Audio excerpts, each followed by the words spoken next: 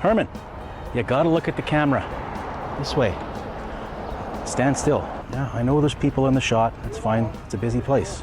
My name is Marty Hastings at Kamloops last week. I'm here with my new best friend, Herman Hothi, proud owner of New Leaf Produce Market, and it's an absolute scorcher of a day here in Kamloops. But it's no sweat for Herman, is it? This man, he's as cool as a cucumber. And why would Herman be sweating when he knows his deals are so hot, when he knows his produce is straight fire? They're working for you? Yeah, it's working okay. He's a hell of a nice guy. He's a super nice guy. He's awesome. You hear that? Herman Hothi. Hell of a nice guy. I want to see where his produce comes from. I want to see the farms that he puts so much love into. So guess what, Herman? You and I, we're going on a road trip. Let's go, buddy. Hermie, you gotta buckle up, okay? It's not gonna work. What's that, Herman? Yeah, I know. More than 40 local suppliers, and we're gonna meet a few of them next week. Nothing like a good road trip. In you get, Herman. Yeah, Don Taylor, I promise you I'm not going to fanboy throughout the whole interview, but I do have a chance here, a rare chance just to let you know that you've been a huge influence on me. You've been a huge influence on a lot of my buddies. You were required listening and viewing for me growing up, and you're a big reason why I'm in the business. So I just wanted to say thank you for that, and that'll be all the fanboying I do for the session here. Well, I appreciate hearing that. It means I'm old, but that's okay. I'm still kicking, still doing okay in the business, and hope all goes well for all you guys. It does kind of lead into a question. I wanted to ask you about your sense of humor, and I think that's kind of what has endeared you to a lot of people. And I was thinking, where does that come from? Have you ever thought about where your sense of humor comes from? Did you have funny parents? Was it growing up, your high school buddies, or where do you think your sense of humor formed? I think that is trying to move away from the window here, Marty. But yeah, my mom and dad, yeah, they were funny in their own way. I don't think they knew they were funny, but they were. And I also had 3 older brothers, and they were all into sports and real characters. One of them being a musician, another a draftsman who was just as smart as can be, and another brother was a bartender, and they were real characters. I grew up in North Burnaby in a neighborhood that was full of characters. So maybe that's where it came from. A lot of the expressions I use is just stuff that I got from my dad, like top shelf or mom keeps the peanut butter and stuff like that. And I don't know, just always, was always surrounded by people who were pretty funny. I watched a lot of TV, watched a lot of Carson, watched a lot of Letterman. I think that's all part of it. But yeah, it probably all comes from the family, a big family. They were all pretty funny. They valued humor a lot. And that's probably where it came from. Yeah, it's the old jersey number stuff, the shot and a goal, and the obscure references, that type of thing. How often do you get people? Sorry, Marty, but I think that too. But sorry to interrupt you there. My apologies. But go ahead. With that sort of thing, I think I just wanted to make sure that I was different than everybody. And there's so many people who are the same in this business, and everybody seems to be reading off the same script. And I think if you can do something a little bit different, a little bit creative, when you're doing a highlight package, which for some people seems a little mundane, I think that's really important. To somehow separate yourself from somebody, from other broadcasters out there, and to do that with humor or just with memories that you have, things that you enjoyed. Take a chance every once in a while. I think that's really important in this business, and not just sportscasting, but news, field reporting, whatever you get into. I think it's important to separate yourself somehow. Does it get annoying, and I'm going to be that guy right now, when people come up to you and say, do you remember when you did this? And one example for me is, for a while you were mixing in Garry Valk puns into so many, he walks the blue line. do you remember that? Yeah, absolutely.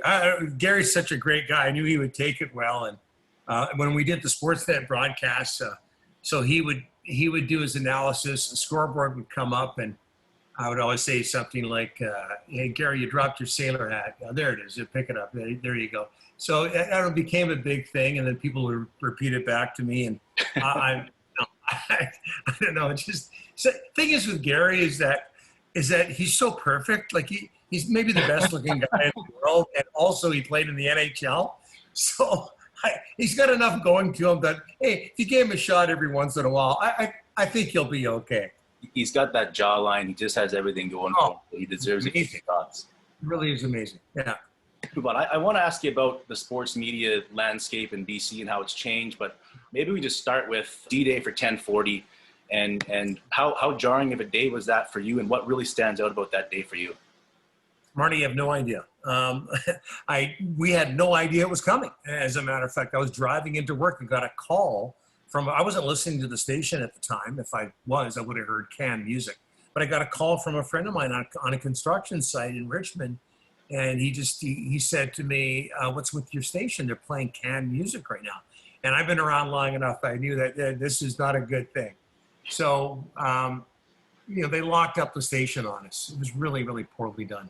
I think they'd like to have that back. But when I say you have no idea how bad the day was, I also wasn't feeling good that day. I'd coached a hockey practice the night before, in a freezing cold Port Moody arena, and just felt off. So I go into work the next morning, find out myself and all my friends and coworkers had lost their jobs as well. And then just because I wasn't feeling 100%, I thought, you know what? I'm going to go get tested for COVID. And I found out I had COVID that day. No way. Yeah, so it was February 9th, 2021. Not the greatest day of my life. So it took me a while to recover from the shock of being let go because I was worried about my health, physical health, so much at the time. So there was a lot that day that went on. Here's the thing, is that because of what happened to us, all of us, there was a lot of hugging going on and crying. Oh, yeah. And so I'm pretty sure, and I don't know if you know the background, but Port Moody was COVID central for a couple of weeks because of a bar that held a trivia night.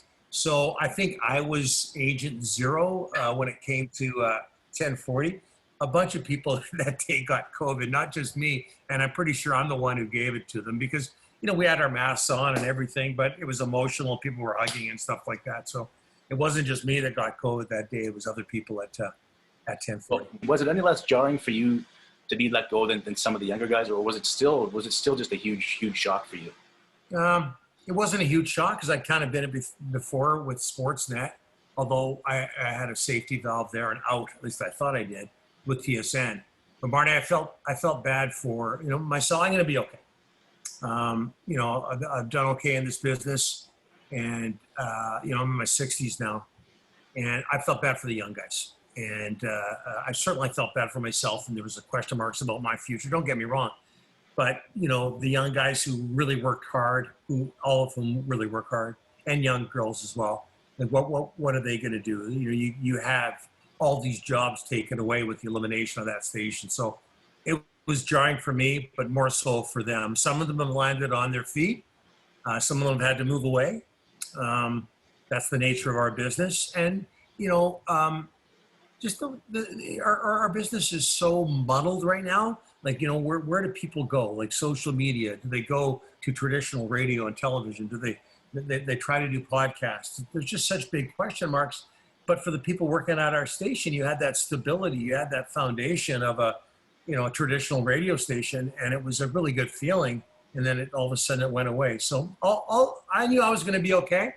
I just thought the younger people, not so much. It sparked a huge change in the way people are consuming sports media in Vancouver. I just want to get your take on how the dominoes have fallen. What do you make of how that sparked a change, where all these different personalities have ended up, and how it's kind of changed the industry? Well, I'll tell you what, I've never had more appreciation for the word podcast before. So there's that.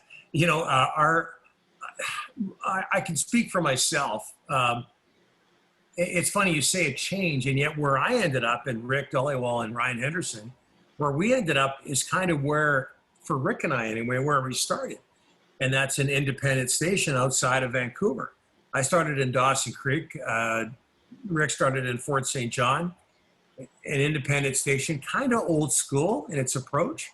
That's part of what attracted me to it. But also it's a very well-run company, CHEK. 4 months in, I'm beginning to realize that. They also have involvement in several other platforms like podcasts, like a YouTube channel. We're going to have our own app. CHEK is improving its app. Obviously, it has the website.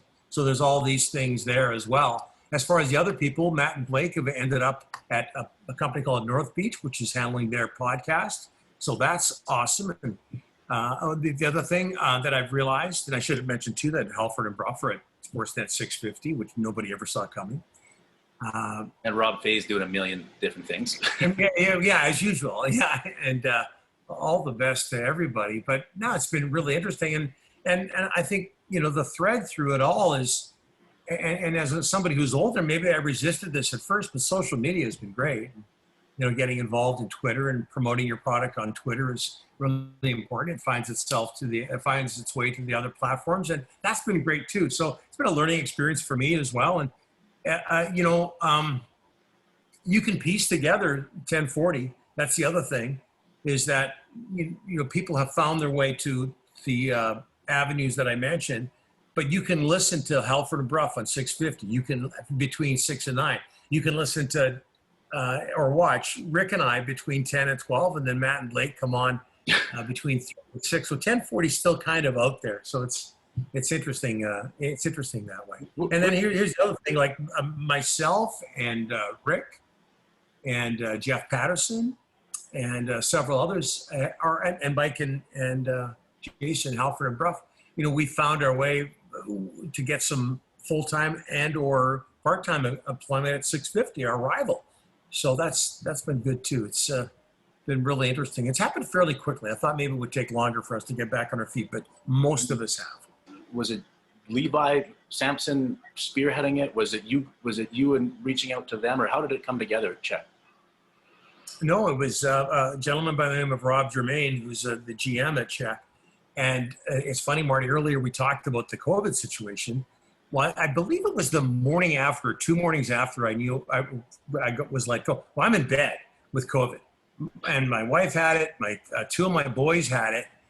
And he called me, and it was, through the blurriness of being really sick, I was like, oh, what? Who's the CHEK? What the hell? I didn't know what was going on almost. And then I don't know if at first I'm like, okay, I'm just worried about COVID, and I kind of put it to the side. But the more I thought about the things that they were saying, that Rob was saying, it just made a whole lot of sense. And it was like we were, in the middle of the ocean, and somebody threw us and sinking, and somebody threw us a life preserver. And just the more I thought about it, and just how smart they are at CHEK, and I found out that they're an independent station that was going to go under in 2009, and the employees bought the station from Canvas Global, a corporation. So I could relate to that. It was a union shop. I found out that they own property, that they're just really, really, really smart. I just dug into it and did some research on it, and it just seemed to make a whole lot of sense. And both Rick Dhaliwal and I like the idea of going back to an independent station versus a big corporation, which I'd worked for 20 years, 2 of them. And I just like that idea. So they reached out to me, and then eventually after COVID, I got back to them, and we had some other offers on the table as well. But I don't know, there's just something about this that made a whole lot of sense, and it's been really good so far. It's a TV show, it's a podcast, it streams online, it's on YouTube.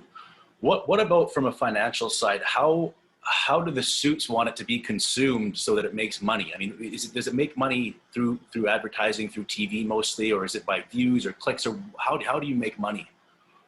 That stuff's all above me. All I know is I get paid every 2 weeks, so there's that. But no, obviously there's the traditional way with television, where you have advertisers, they support your program, and we have several segments that are supported, some of whom have like White Spot and Able Auctions, King of Floors have come over with us to sponsor segments. So there's that. Dogs and then in terms of,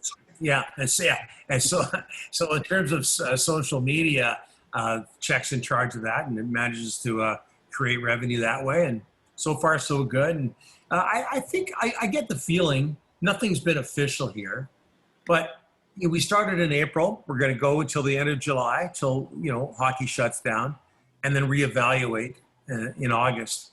And so it's a bit of an experiment right now. So far, it's been really good. It's been really good. We're going to be back in September. So Yeah, I was going to ask you, how does it feel? I mean, how does it feel like you're doing? really well. I look at our podcast and the podcast rankings in Canada. We also rank fairly well in other countries, like people that are, living in Vancouver, like Hong Kong, for instance, we do well. It seems like the numbers seem really strong on all the platforms. A little bit of a different measurement now. It used to be just TV or just radio, whatever the case may be. You have to sort of combine everything that we're doing. We get a lot of views on YouTube, a lot of views on Twitter from our various guests. Some better than others, some segments better than others, but so far so good. And, Marty, I'm just happy to be working too. That's great. I didn't want it to end that way. Nobody did, but it just, I'm not necessarily someone who, wants to know all the numbers, because if I hear we're doing bad, I'll, end up in the corner in the fetal position, sucking my thumb. So you don't want that. But I just know that it feels really good. And my understanding is that the numbers are good, but I feel like we're doing a good job. So there's that. And I'm just a big believer in what's going on in my gut. I know we said 15 minutes. I only got a couple more questions here. That's okay. The glory days.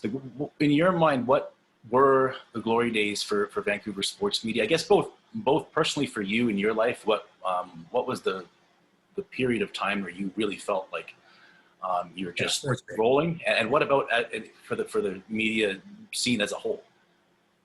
Well, I think Sports Page, that whole era. I joined there in '84, left in 2000. I was there a long time. And I just loved it. And not only was it because we kicked ass, and I thought we did.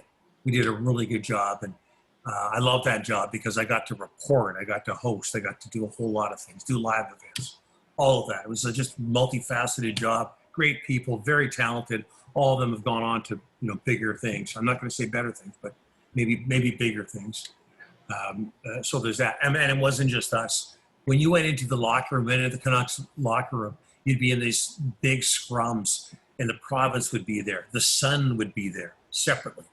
BCTV, CBC, VTV back in the day. All this competition, all the radio stations, NW, eventually TSN 1040, us.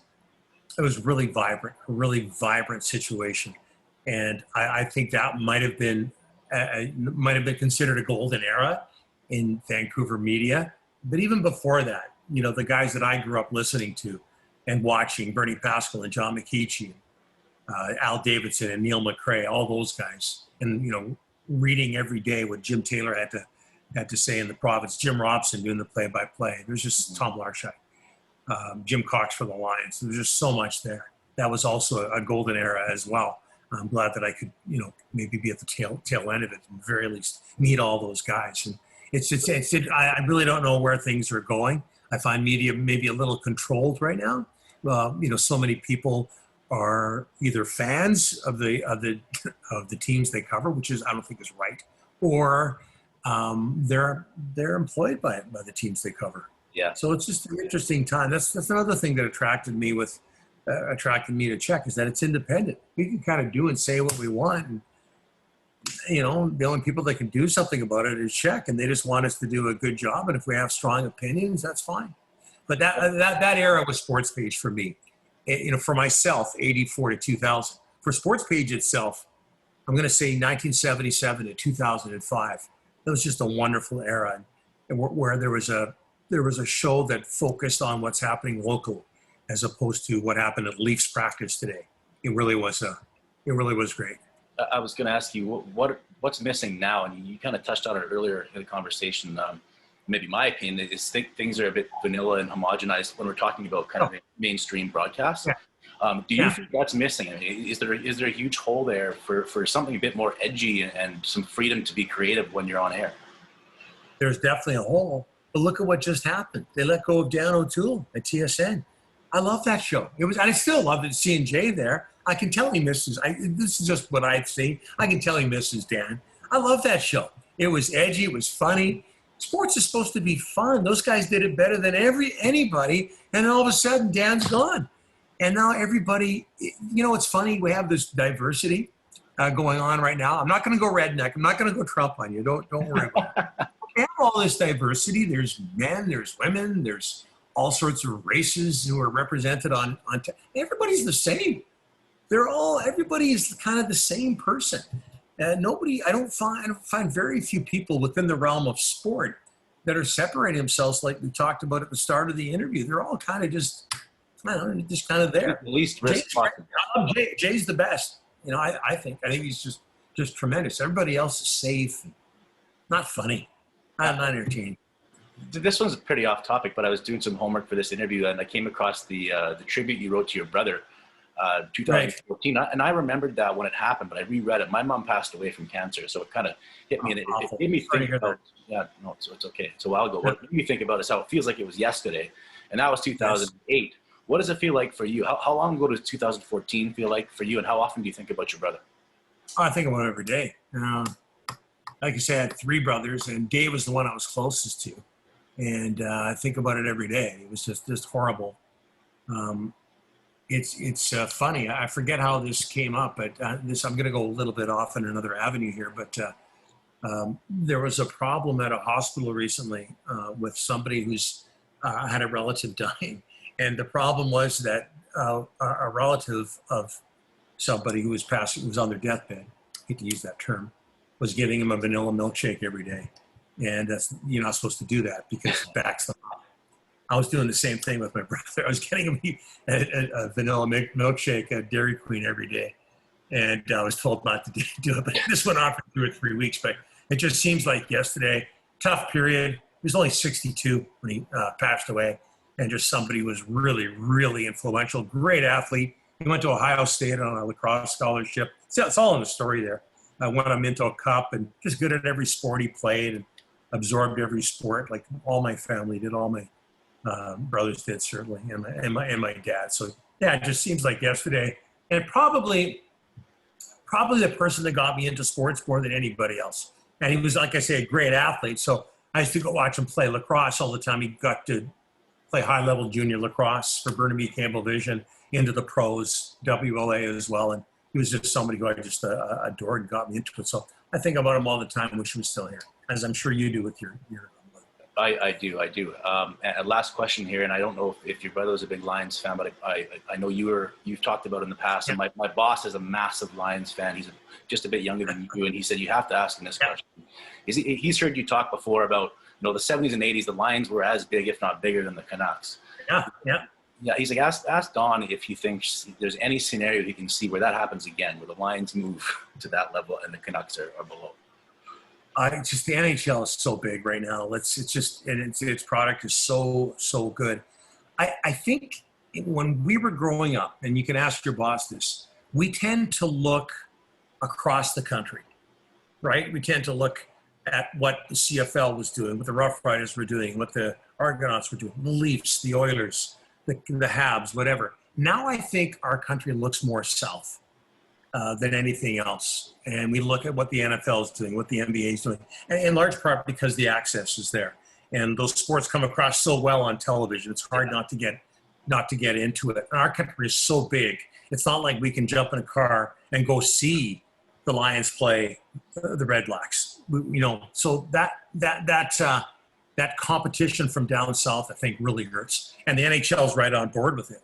I mean, the majority of NHL teams are in the States. So the CFL has that to compete with. And it's also got, and I'm sitting here watching the background, Euro 2020. And by the way, my mom was Ukrainian. So I just saw what happened there. So I'm pretty happy right now. So, so that's good. They beat Sweden. Nothing against you. I'm Scottish, so I had my disappointment. Well, yeah, there you go. Well, yeah, I'm part too. So yeah, gotcha. But there's so much that we can see. Now we can see Euro 2020. Before we could, not that long ago, World Cup, whatever, international soccer. There's just so, we're inundated with so many sports now, and the CFL has to compete against that, and it's tough. And I think the markets where it does the best, in the prairies, Ottawa, Hamilton, is where they've done a really good job of making it an event, making it the thing to do in town, where you can compete with what's going on down south because it's so much fun. And somehow, and when BC Place was hopping, and Empire was great, but when BC Place was hopping, it was the place to be for everybody. people who weren't necessarily football fans would go to a Lions game because it was so darn fun. And they got to somehow get back to that. And a lot of it has to do with venue. We'll see what happens. I want it to succeed, but I know people, your boss will know. We'll find it hard to believe that when I came back from up north in the 80s, the Lions were way bigger than the Canucks. It was packed 50,000 people at BC Place. I hope it gets back there. I think they need to get rid of this focus on international football. Just focus on what's going on in Canada. Make every game an event. And I have actually got a list of things that I think the CFL can do. And I've been promising this for a long time on Donnie and Dhali. I'm going to deliver it. Tell your boss and everybody else to keep watching. One day it'll come out. It'll come out before August. And maybe it'll help things with the Canadian Football League. But they have to make every game an event. I think one of the things I have on my list, I'm rambling here and I apologize. Fine. But one of the things that they have to do is nail down, they were doing this more like 10 years ago. Nail down a day of the week. They had Friday Night Football. Make it, have 3 games that let people know when those games are. And it's kind of all over the place. You got to have a focus. Well, that's for the NFL. The Sundays, when the NFL is going to be perfect. It's perfect. And we got to somehow get back to the stage we were at when I was growing up, where there was the large majority of people loved both leagues. Nobody compared them. It was, I love the NFL and I love the CFL. Now there seems to be a separation where I hate the NFL and I love the CFL, or vice versa. And both sides, I think, are wrong. I think you should just appreciate football. So I hope it works out for them. You mentioned the venue too, Empire. I got a taste of Empire for the first time in Whitecaps opener when they beat Toronto. Yeah. And it was absolutely wonderful day. It was unbelievable. Yeah. It was one of the best sporting experiences. And I thought, man, that turned me into, I want to get back, go to Kamloops and to Vancouver every weekend to watch the Whitecaps. So I bet that stadium just doesn't have the amenities anymore, but that's the type of vibe they need to bring back for sure. Yeah. Yeah, I know that. I know Greg Kerfoot wanted to build a stadium on the waterfront. Yeah. That may or may not have been shared with the Lions. I mean, I think that would just be the answer. I think, for me, again, rambling here, apologize, but with the CFL and Major League Soccer, I think in this market, in this country, it has to be a bit like college football. Just let me explain. I think that in college football, the stars are, and you're going to have stars come through player-wise every once in a while. You're going to have your all-time greats come through every once in a while. But I think year to year, your stars have to be the facility and the coach. Yeah. Lions were big. When Wally Bottom was in charge, he was a star. I mean, you talk about G-Roy and all that. No, he was definitely great and all that. But everybody knew Wally. Everybody in town knew Wally. Same with Don Matthews back in the 80s. And, even though the facility, you can say what you want about the old BC place, wasn't great, everybody knew Wally. There was a real focus there. So I think with the CFL, the facility and the star, and the coach have to be the stars. Because the players are going to come and go. And, that's especially true in the MLS too. I mean, the players come and go so often. We're talking about my boss. He has this weird obsession with Tater Tortoise, and he said he stopped being a white cat once they let him go. So, Icelandic tactician. Yeah. All right. Hey, I appreciate the time and giving me some extra time too, Don. It was awesome to talk to you, and thanks again. Hey, Marty, anytime, and all the best. And again, I hope I didn't ramble too much, but thanks so much. Man, that was fantastic. I appreciate it all. Thanks a lot. Take it easy.